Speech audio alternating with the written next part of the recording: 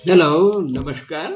मैं डॉक्टर भट्ट आपके लिए फिर कुछ कन्वर्शंस के बारे में, ऑर्गेनिक रिएक्शन के कन्वर्शंस के बारे में बात करना चाहता हूँ।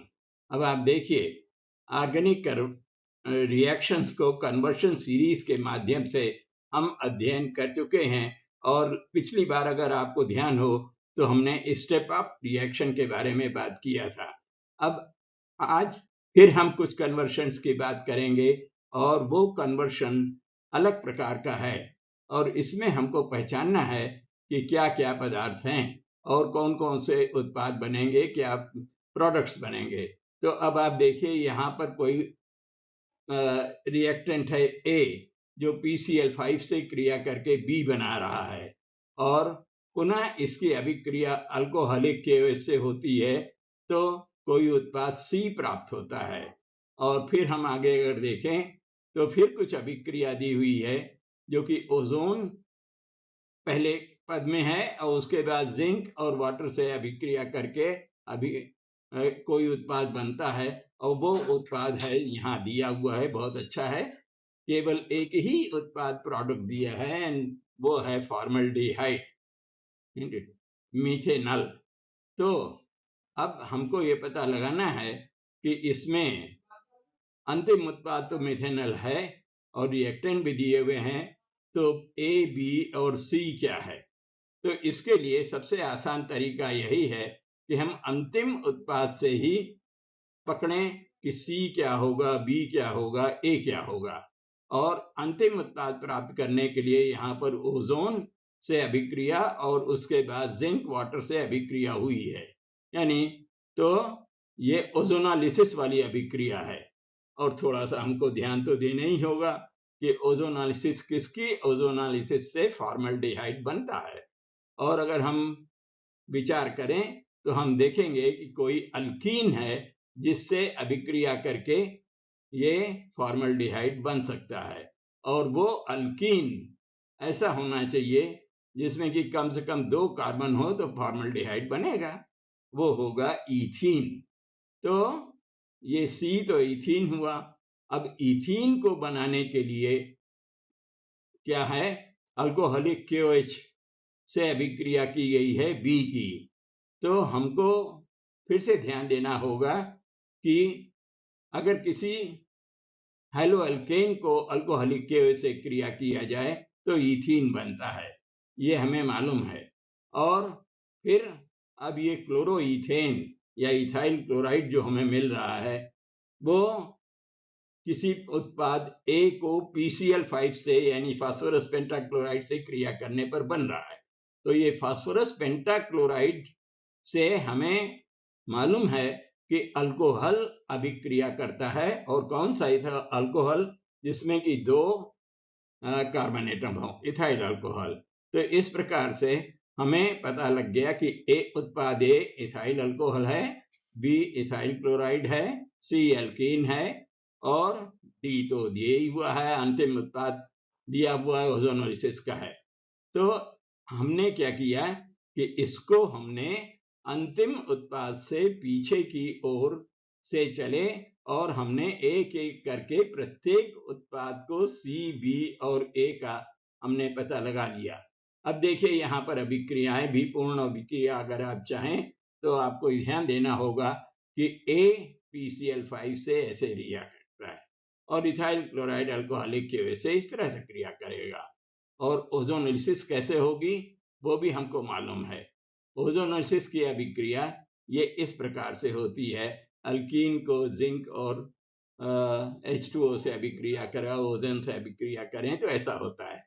तो ये एक प्रकार की कड़ी है जो इस तरह से अलग अलग उत्पाद बनाती है और हमको पता लग जाता है कि उत्पाद है क्या।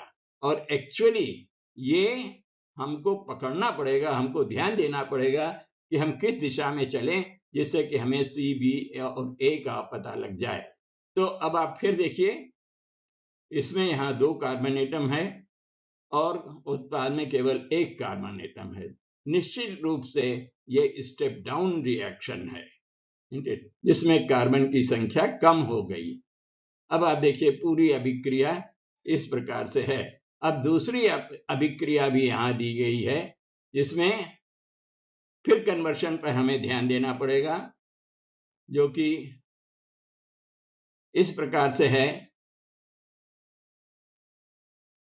एसिटिक एसिड एमोनिया से क्रिया करके ए एक उत्पाद बनाता है, फिर बी बनाता है, फिर सी, डी और ई, और फाइनली फॉर्मिक एसिड। तो अब देखिए यहाँ पर 2 कार्बन एटम है और यहाँ 1 कार्बन एटम है, तो ये भी एक स्टेप डाउन रिएक्शन ही होगा। और एसिटिक एसिड तो अम्ल है, एमोनिया बेस की तरह कार्य करेगा और एमोनियम एसीटेट बनेगा। अब इस एमोनियम एसीटेट को अगर हम डिस्टिल करें, आसवन करें, तो हमको पता लगता है कि एक एमाइड बनना चाहिए, और वो एमाइड होगा एसीटामाइड। और फिर ये तो बड़ा इंपॉर्टेंट रिएक्शन है, बहुत ही जरूरी रिएक्शन है, जो कि स्टेप डाउन रिएक्शन में मदद करता है, और वो है हाफमैन्स ब्रोमोमाइड रिएक्शन। और इससे जब ब्रोमीन और KOH रहे, इसको पहचानने का तरीका यही है, ब्रोमीन KOH और हीट भी अनिवार्य होता है, तो हमें क्या मिलता है, एक एमीन मिलता है, और एमीन ये बन गया CH3NH2 इस केस में। और नाइट्रस एसिड एक रिड्यूसिंग एजेंट है। अब आप देखिए यहीं पर हमने 2 कार्बन को 1 कार्बन में बदल दिया हाफमैन ब्रोमोमाइड रिएक्शन से। तो इस पर ध्यान रहे कि हाफमैन ब्रोमोमाइड रिएक्शन हमेशा कार्बन एटम के परमाणुओं को रिएक्टेंट से प्रोडक्ट में कम कर देता है, और नाइट्रस एसिड से रिड्यूस करें तो हमें फिर वही अल्कोहल बन जाएगा, एमीन रिडक्शन। अब यहां पर देखिए ऑक्सीडेशन तो बताया गया है, लेकिन इस ऑक्सीडेशन को 2 स्टेप में हमने चाहा है। डायरेक्ट ऑक्सीडेशन अगर हम अल्कोहल का करेंगे किसी भी ऑक्सीडाइजिंग एजेंट से, पोटेशियम डाइक्रोमेट सल्फ्यूरिक एसिड या permanganate sulphuric acid, potassium permanganate sulphuric acid, तो हमको अधिक मात्रा में फॉर्मिक एसिड ही बनेगा, HCOOH। और लेकिन अगर हम पार्शियल ऑक्सीडेशन चाहते हैं, कंट्रोल्ड ऑक्सीडेशन भी इसको हम बोलते हैं, तो हमें एक उत्पाद बनेगा जो कि इसके पहले का उत्पाद है, वो है फॉर्मल्डिहाइड। तो इसके लिए हमें कौन सा कैटलिस्ट यूज करना पड़ेगा, क्या तरीका होगा, ये हमें समझना है। तो अब देखिए पार्शियल ऑक्सीडेशन के लिए क्या यूज करेंगे और कंप्लीट ऑक्सीडेशन के लिए क्या यूज करेंगे, ये हमें पहचानना है। अलग से दिया है, ये स्टार बना है, एक सिंगल स्टार है, एक डबल स्टार है। तो सिंगल स्टार में हमको फॉर्मल्डिहाइड बनाने के लिए सिल्वर कैटलिस्ट यूज करेंगे 500 डिग्री सेल्सियस पर, या हॉट प्लेटिनम कैटलिस्ट, तो हमें केवल फॉर्मल्डिहाइड बनेगा। इसको हम बोलते हैं कंट्रोल्ड ऑक्सीडेशन। यहीं पर हमने चेक कर दिया, आगे नहीं ऑक्सीडाइज होगा। और इसी को अगर हम डाइक्रोमेट और सल्फ्यूरिक एसिड से ऑक्सीडाइज करें तो हम फॉर्मिक एसिड बनाएंगे। तो इस तरह से अब हमने देखा कि ये भी एक स्टेप डाउन रिएक्शन है, और इस तरह के ऑक्सीडाइजिंग एजेंट्स भी पूछे जा सकते हैं। और हमने क्या किया, इस केस में हमने रिएक्टेंट से शुरू किया है, जबकि पहले वाले कन्वर्शन में हमने प्रोडक्ट से शुरू किया था। तो इस पर तो विशेष ध्यान देना पड़ेगा कि हम किस तरफ से और कैसे रिएक्टेंट को देखें। और जरूरी तो ये है कि हमें रिएक्शंस मालूम हो, और नहीं भी मालूम है तो कन्वर्शन करते करते हमें धीरे धीरे अपने आप ही समझ में आ जाएगा। और ये हाफमैन्स ब्रोमोमाइड रिएक्शन बहुत ही इंपॉर्टेंट है। तो अब आप देखिए कंप्लीट रिएक्शन अगर है तो वो ये इस तरह से है, जो कि हमने चर्चा कर ही लिया है। और कौन कौन से ऑक्सीडाइजिंग एजेंट हैं, कौन सा कैटलिस्ट यूज होगा, ये सब हम चर्चा कर चुके हैं। तो ठीक है, ये तो बहुत ही जरूरी है, स्टेप डाउन रिएक्शन है, 2 अभिक्रियाओं का अध्ययन हमने किया। और ये देखिए स्टेप डाउन रिएक्शन है, क्यों? क्योंकि यहाँ 2 कार्बन एटम है, यहाँ 1 कार्बन एटम है। तो ये अभिक्रियाएं इस तरह से पूरी होती हैं। तो फाइनली हमने क्या देखा, कुछ सीखा है हमने यहाँ पर, दैट दो प्रकार के कन्वर्शन होते हैं, एक स्टेप अप रिएक्शन और दूसरा स्टेप डाउन रिएक्शन। तो जिसमें कार्बन की संख्या पर आधारित ये होता है। दूसरा एक और प्रकार के कन्वर्शन हो सकता है जिसमें कि फंक्शनल ग्रुप को चेंज किया जा सकता है।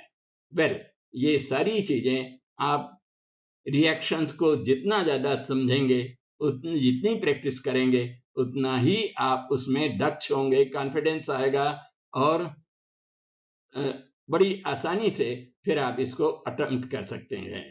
This comes by regular practice and constantly applying tricks to identify desired missing products or reactants in the conversion series.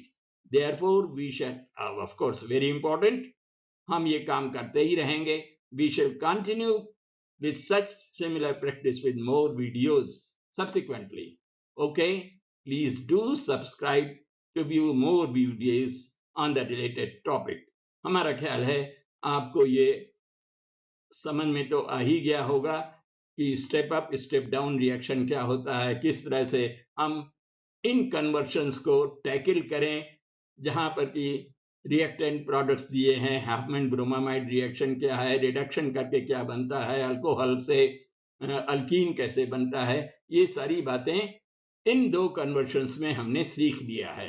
अब पुनः हम और कन्वर्शंस के साथ लगातार आपसे मिलते रहेंगे। कृपया इसको सब्सक्राइब करें, शेयर करें, फॉलो करें, जिससे कि हम लोग धीरे धीरे करके और आगे बढ़ते चले जाएं। Thank you very much.